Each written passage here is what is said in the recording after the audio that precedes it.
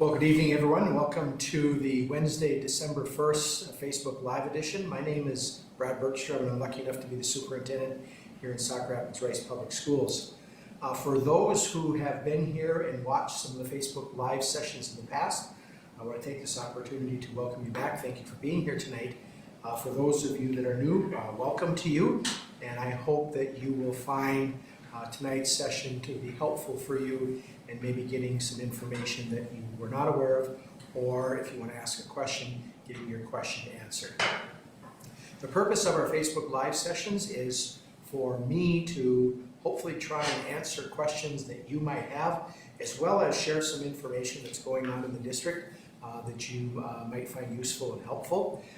It is it's designed simply as a Q&A session, and so let's talk a little bit about how that process works. In the comment section, you can type in your questions that you might have.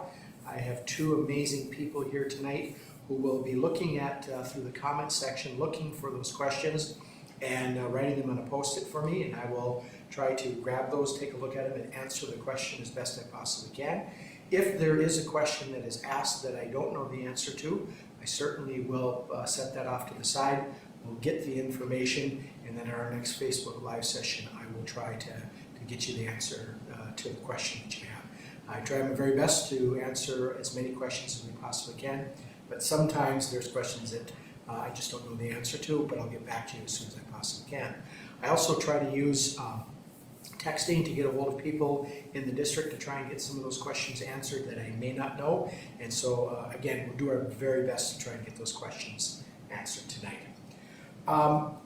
This next piece that I want to go through is something that I've been sharing here in our last few meetings that I think is really important. And it starts with this is a school Facebook Live meeting. And because of that, we want to make sure that we are adhering to the policies and the protocols that we have as a school district in terms of what's being written in there. This is not a site, this is not an opportunity for people to air their grievances. There are locations out there in the World Wide Web that you certainly can do that. That is not the purpose here. And part of the reason I mention this is that I continue to get information from people that have said that they don't want to come to these Facebook Live sessions because of the way that some people behave in this social media platform. So the last time that we met in November, we did a really good job with this. Questions were good. People kept their opinions to themselves, and that is greatly appreciated. And we're going to need to continue to do that. If we see that we digress and go backwards from this, then we'll have to utilize a different format in order to get your questions, which is what I would prefer not to do. I prefer to keep what we're doing right now. So please remember again, school website, or school Facebook Live session, must follow those protocols and procedures. There's no bullying. This is not a place for you to air your grievances. Instead, it's a Q&A piece and an opportunity for you and the community and you out there on the World Wide Web to get your questions answered. Your attention to that detail would be greatly appreciated. With that, I'd like to go ahead and get started with questions. I got a couple of things here that I want to make sure that I talk about first. And so again, if you have any questions, feel free to put them into the comment section and we'll take a look at those and see if we can get those answered for you. First piece of information that I do want to share is just a gentle reminder for everybody that this Friday, December 3rd, 2021, is a no school day for students. It is the end of the trimester. There will be some in-service time, professional development for our staff, as well as an opportunity for them to get those report cards and other pieces put together. So again, no school on Friday, December 3rd, as it is a teacher in service day. The next item that I want to make sure that I spend some time talking with you about is I love to fish. I'm a walleye fisherman snob to a certain extent. And love to do that. But the type of fishing that I want to talk about now has nothing to do with fishing over ice or fishing in a boat or fishing from shore. It has to do with scams that people put out there to try and gain information from you. And as we have rolled into the holiday season, this is certainly a time for people with less than ideal intentions to try and take advantage of the holidays and try to gather some information from you. So just some things that as you get emails, as you get information, some things for you to be thinking about, or as I like to refer to them as red flags for you to consider. First of all, does the email ask for any sensitive personal information, passwords, credit cards, social security numbers, etc.? If it is, don't respond to it. Again, we see things where people will say, hi grandma, hi grandpa, hi auntie, hi mom and dad, I'm in jail, I need some money, please send it this. Just if they're asking for passwords, social security numbers, documents or information on bank account numbers, etc., please do not respond to those. They're more than likely a scam. Does the email ask for sensitive information about others? Maybe asking about a child, maybe asking about a spouse, maybe asking about a parent. If they're asking for that information, please, again, that's more than likely a scam, and don't respond to that. Does the email ask you to immediately act or open an attachment to avoid account closure?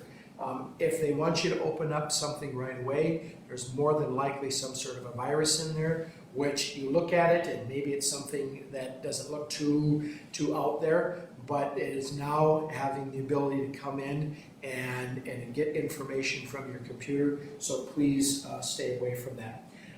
Does the hover over text link match what's in the text? So just making sure that there's not, so sometimes look at the email address. Does that email address make sense?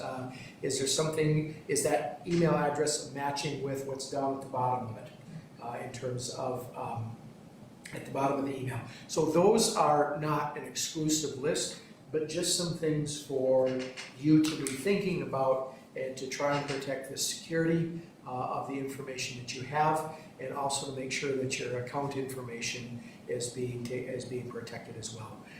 Again, there are ruthless people out there that take great pride in trying to get money from people, take something that doesn't belong to them, and we want to make sure that we limit the ability for them to do that. And the best thing that we can do is be aware of emails that look, sound, and feel a little bit out of the ordinary, and double checking some things to make sure that they are in alignment.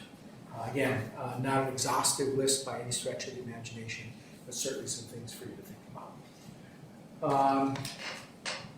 Not seeing anything written down here yet, so I'm going to go ahead and go to the next piece of information that I want to share.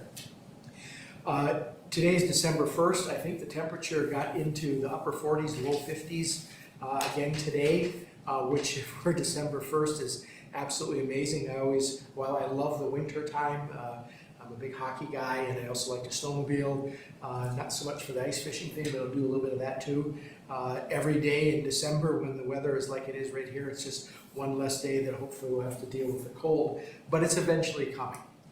And we've sent some information out in the past, but I just want to remind families of how important it is that prior to an event with weather happening, that you make plans, you make arrangements for what happens if.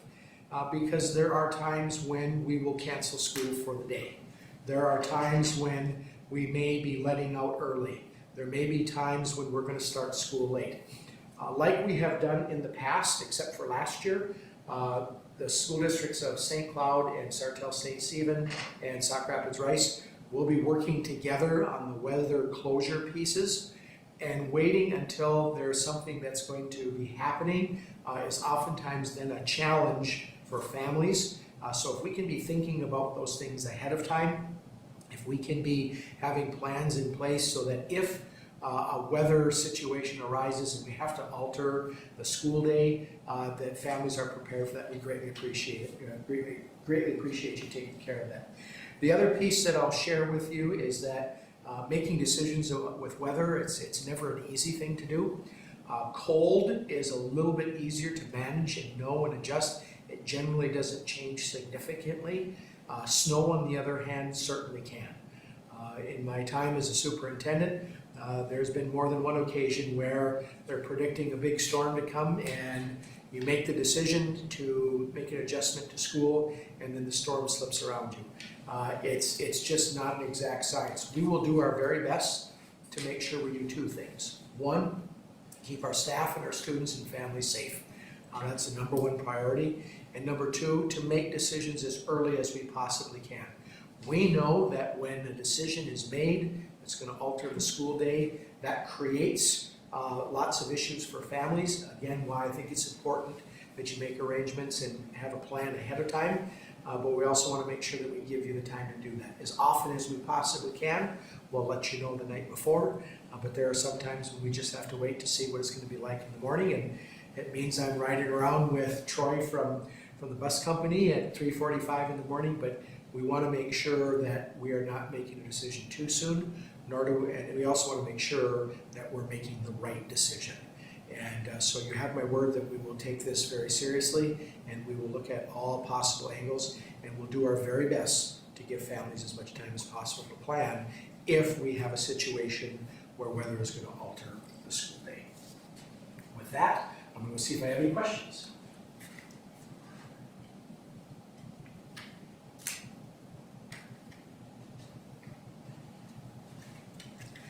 Well, the first question here is a really nice segue from the weather conversation. So it says, St. Cloud will distance learn on school closings. What is Sauk Rapids' plan?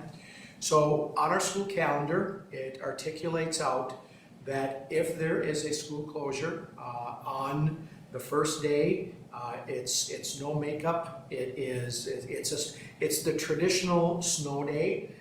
That for students and for our staff. The next three that could happen, we do have days plugged into the calendar in which we will be bringing those days back. So a day that we had some time off, that day will come back. And so, for example, I think one of the days is February 18th. If there is a second day of weather-related school being altered, being canceled for the day, then that day would become a school day for us to do. And I think there's also a couple that happen in April. If we move beyond that, if we move beyond the 4, so we've got 1 as a snow day, 2, 3, and 4 are makeup days that are already planned into the schedule. If we move beyond that, then we will move into e-learning. And so that's what the plan is for this year. If the snow days happen and they are beyond the time in which we can make days up, then that will be up to the board to decide what those plans will look like. If you remember, I think it was in the 18-19 school year, we had a number of days, the polar vortex days, and schools around the state were missing 4, 5, 6, 7, 8, as many as 10 and 12 days. And there was some adjustments that were allowed, but ultimately with the calendar, it will be up to the board to decide. Let's hope that the weather is cooperative and that it's something that we don't have to worry about. But the plan right now, according to the calendar that we have, day 1 is a snow day, 2, 3, and 4 are makeup days on the calendar, days that we had off that would now become school days, and then after that we would move into e-learning.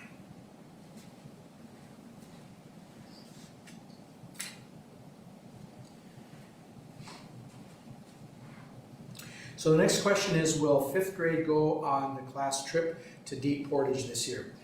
So to answer that question, at this point there has been no conversations about not going to Deep Portage. And here's the caveat that goes with that. As of now, we all know that and have learned to adjust in the last 18 months plus with our favorite friend that we call COVID. And so if we can make that work, absolutely. The previous school district I was in, our kids went to Deep Portage as well, and it's a wonderful experience and certainly something that if we can make work, absolutely we'd love to see our kids participate in that. But we also know that we will have to adhere to where Deep Portage is at, and we'll also have to be aware of where things are at in our community as well as across the state.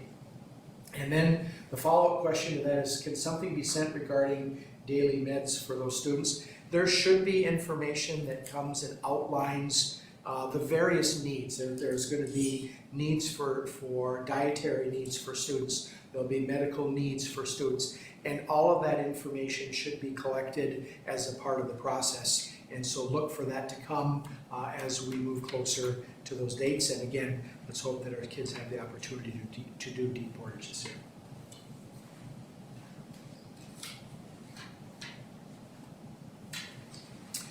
Follow-up question to that is what form needs to be filled out in order for the students to go with meds. Please check with your child's school building and they will be able to get you that information. That is not something that I necessarily know off the top of my head, but please check with your child's school, the school that your child goes to school at, and they can certainly get you that information.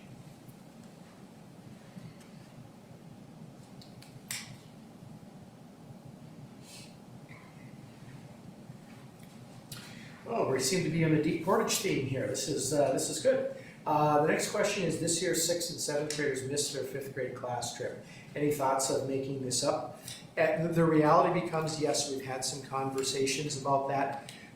Part of the difficulty is that it is not just Sauk Rapids Rice Public Schools that accesses Deep Portage, and that's actually a place where a lot of schools will go to, and schedules fill up with that.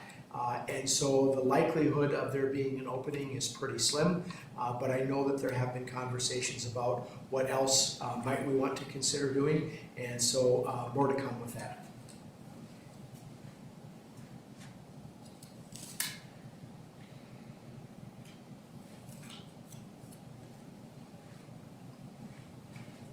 So next question is, people are wondering about elementary music programs. In the past, they rotated by grade and spring and winter. Any updates? No, I do not have any updates with that. As far as elementary music programs go, the dates, please check with your child's school and they'll be able to get those out. I know just a couple weeks ago, I attended the music concert with the band at the high school here, and they did an amazing job. It was our middle school band, I think it was 8th grade, as well as our high school band. They did an amazing job. I think next week we've got band for our 6th and 7th graders. So though it is concert season, which is great, and we are allowing in-person concerts to be happening. So please, when it comes to information about the elementary music programs, please check with your child's school. It seems to be a common theme I'm saying tonight.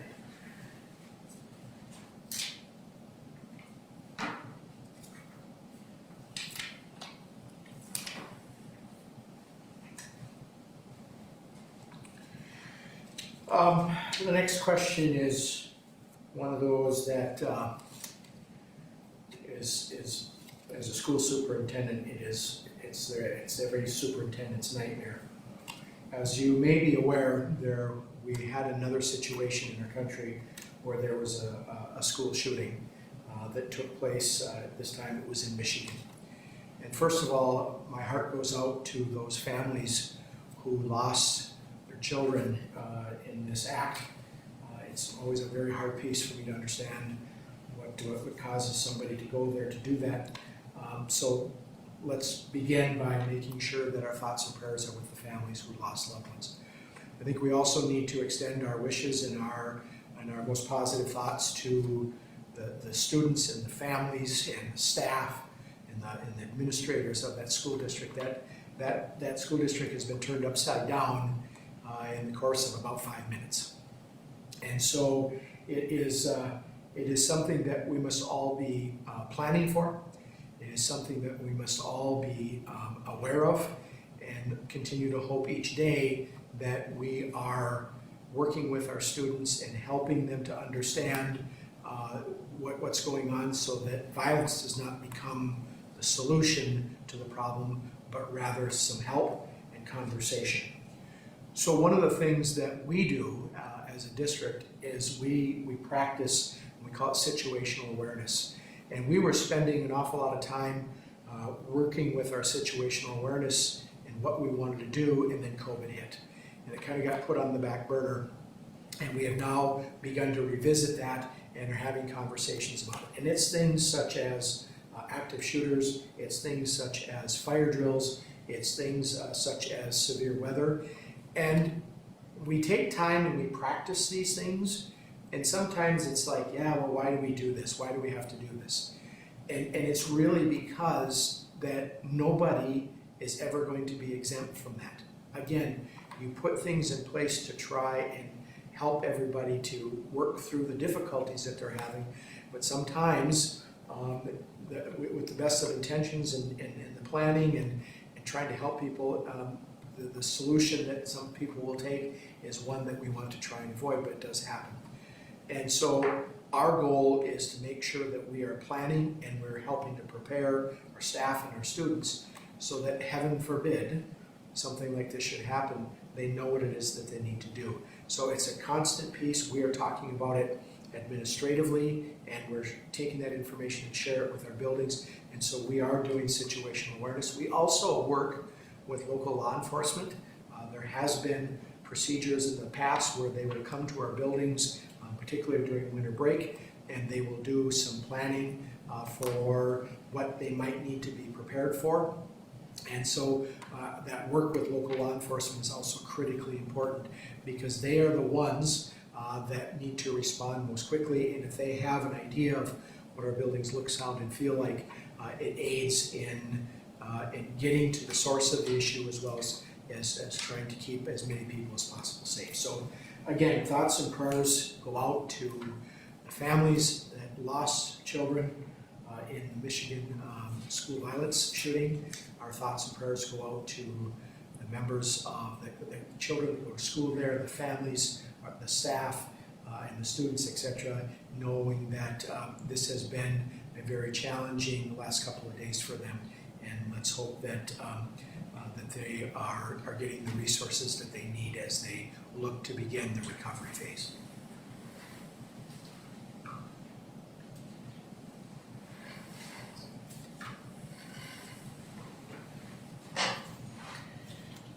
A couple other things here that I want to make sure that I spend a little time talking with you about.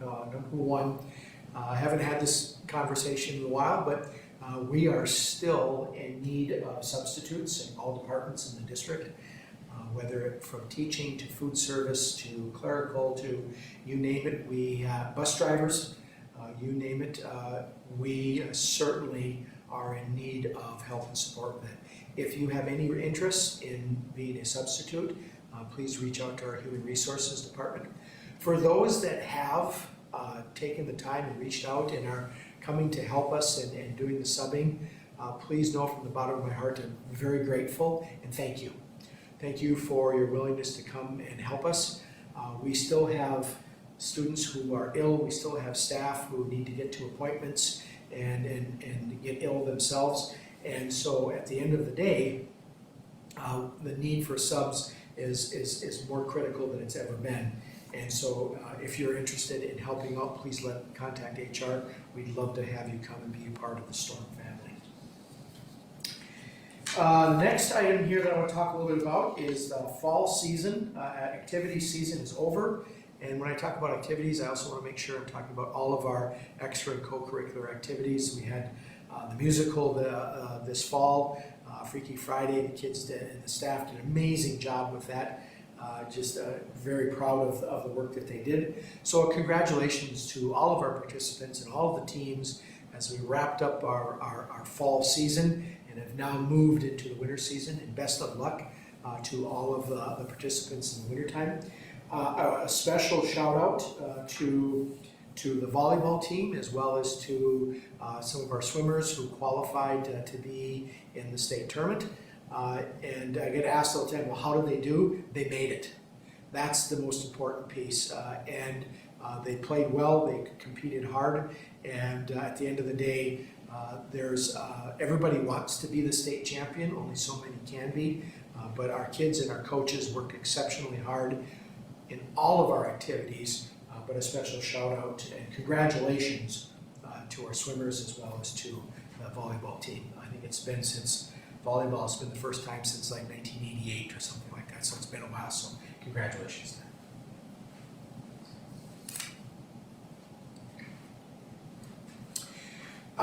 Back to kind of talking about the situational awareness. It says how often are drills, curious as how often we practice each year. So there are some criteria that are in place. So we have to do at least at a minimum one severe weather drill each year. Oftentimes that happens in the spring. There's a National Severe Weather Week. It's usually about the time that we're rolling out of winter, getting into spring, because there have been times when things like tornadoes and severe weather have hit, and it does happen in April. And so we want to make sure that that we're being aware of that. So that's a minimum of one time. We must also do a minimum of 5 fire drills. And people oftentimes talk about, well, are the buildings sprinkled? Yes, they are. But at the end of the day, there is still going to be smoke. There's still going to be possibilities for areas where fires can happen. So it's critically important that we practice those drills. And again, that's a minimum of 5 times.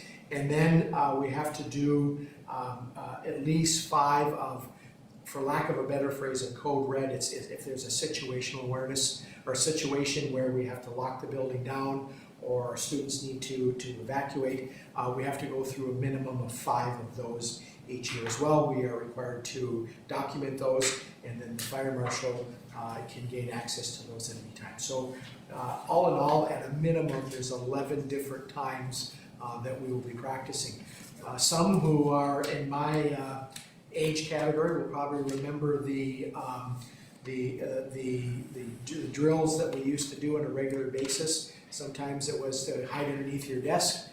It was during the time of the Cold War or going to the fallout shelter. I'm thankful that we don't have to worry about doing those at this point in time. So it's if there's a code red or something where we need to lock down the building or building lockdown, we have the severe weather, and then we also have the fire drills.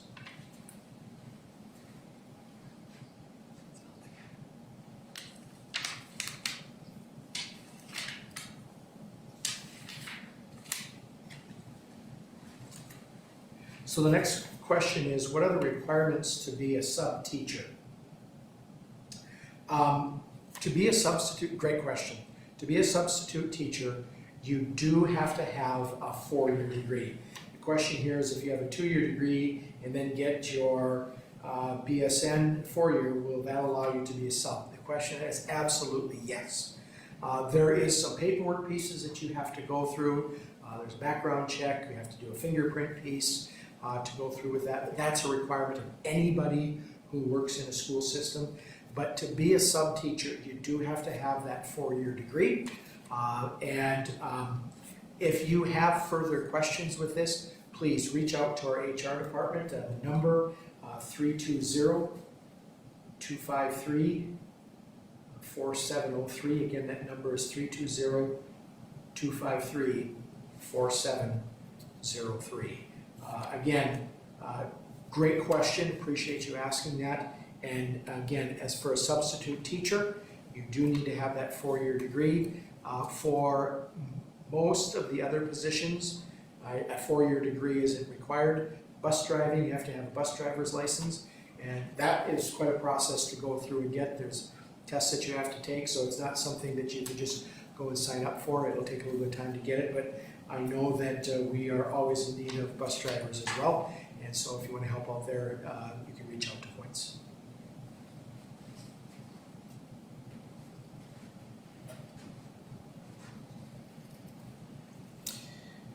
The next item that I would like to spend a little time talking with you about is technology and parent guidance. And as we have moved as a district into more of or having our students get access to the internet with devices being provided, the one-to-one program that we have here in the district. Excuse me, my throat got a little dry. It is absolutely incredible opportunity for our kids. And while they are here in the school district, we have filters, we have things in place to prevent our students from getting to areas that we might not want them to go.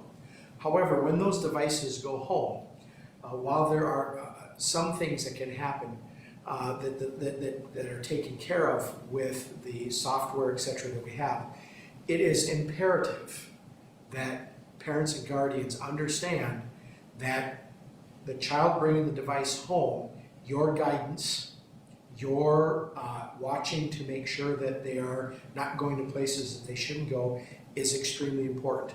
The protections we have at the school diminish greatly once you leave from our network. And again, we know and understand that students need to bring their devices home, they need to access information, and they can go to the website and go to a teacher's website and they can get the information that they need. But because they can do that, they can also get to other places as well. I encourage families to do two things. One, continually talk with your children about the potential perils that can happen when you start going out into places that you shouldn't go. And number two is supervision is a key important aspect of that. I'm not saying that you got to look over their shoulder every second of the day, but it is important that you're aware of where your children are going. There are unfortunately people out there in this world that prey on our children, and they look to do things that are unspeakable. And we want to make sure that our kids are safe. Their safety, their well-being is all of ours, as in terms of being a priority. And so please, when it comes to technology, while there is a lot of really good things that can happen as a result of that, the overseeing and the conversations that need to happen from a parent-guardian perspective are extremely important. And if you have any questions, if you have any concerns, please reach out to your child's school and we'll try to get those questions answered for you. The next item that I want to talk about, I'm going to switch gears here just a little bit, talk about something a whole lot more fun and a whole lot more positive, and just want to talk a little bit about some of the great things that our kids in our buildings are doing, especially as we go into the holiday season. The importance of learning the ABCs and the 1, 2, 3s, as I like to call them, are exceptionally important. We want our students and our children, when they leave from here, to have those concepts that they need to be successful once they leave from here. We want them to have those skills on the academic side. But there is also another side to helping to prepare our kids for the 21st century, and that's really looking at those skills and the willingness to give back, to be a part of helping. Those things are exceptionally important. And so a couple of things that I want to talk about here. Our middle school student council will be bell ringing at Coburn's on December 15th from 11:30 to 4. Again, our kids going out and giving and helping in the community, helping those who are less fortunate. I think that's a great skill to be able to teach our kids, and it's something that's important. You can also make virtual donations, and if you would like some more information with that, please reach out to the middle school and they can get that to you. So again, great example at the middle school of our kids going out and ringing bells to help those who are less fortunate, especially during the holiday season. I want to switch gears here now and talk a little bit about the high school. On behalf of the Student Council, they want to thank all the students and staff and families that contributed to the Thanksgiving in a Bag food collection. They were able to deliver at the high school 25 complete turkey meals to families in our district, donate 187 pounds of food to the food shelf, and donate items to the Sauk Rapids Rice High School Food Pantry. Thank you so very much for your generosity and your willingness to work with our kids to help those who are less fortunate, especially during the holiday season. And then also a big thank you to go out to everyone who donated to our Veterans Day care packages. Students were asked to donate beef jerky, non-perishable items, candy, handwritten notes to send to our troops that are overseas. As a result of this work that they did, they're sending 22 boxes and over 800 letters to troops from Minnesota. So I think that is, again, wonderful examples of our staff and our students and our buildings giving back to the community, and I think those are very important lessons for our kids to be able to have. And then the last item that I have for you tonight here is really talking about, although the lovely supply chain and food being provided, So as we have been rolling through this school year, we've been hearing a lot in the news especially about the issues, concerns, and problems with supply chain.